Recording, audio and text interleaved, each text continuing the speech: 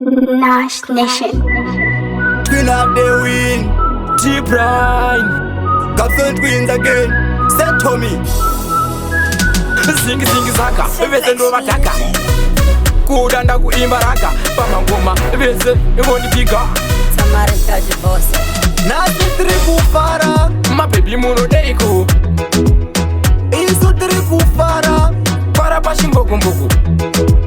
nasi tiri kufara presha kuno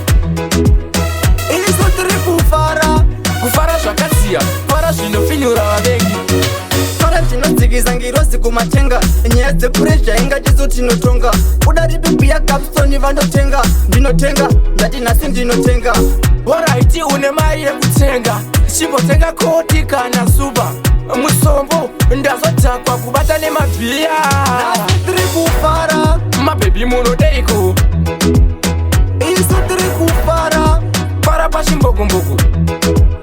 nasi tiri kufara presha kuno isu tiri kufara kufara zvakasiya para zvinofinyura vavengi kufara kwanhasi kwete futi zvamangwana ndadhakwa inini ndakupushwa mubhara zvekudhara vese vakutonditi mudhara kufara tiri muhepi mutu uya une nzara kozi kune futi uya une nzara kozi kune futi tiri kufara tiri muhepi mutu nasi tiri kufara mabebi muno deiko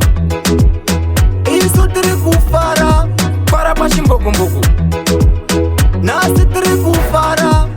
presha kuno isu tiri kufara kufara zvakasiya para zvinofinyura vavengi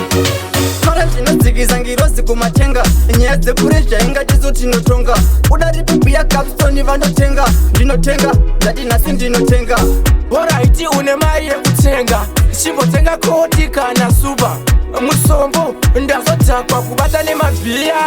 nasi tiri kufara mabebi muno deiko isu tiri kufara para pashimbokumbuku nasi tiri kufara presha kuno isu tiri kufara kufara zvakasiya para zvinofinyura vavengi kufara kwanhasi kwete futi zvamangwana ndadhakwa inini ndakupushwa mubhara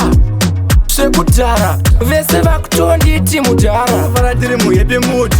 uya une nzara kozi kune futi uya une nzara kozi kune futi tiri kufara tiri muhepi mutu nasi tiri kufara mabebi muno deiko isu tiri kufara para pashimbokumbuku nasi tiri kufara presha kuno isu tiri kufara kufara zvakasiya para zvinofinyura vavengi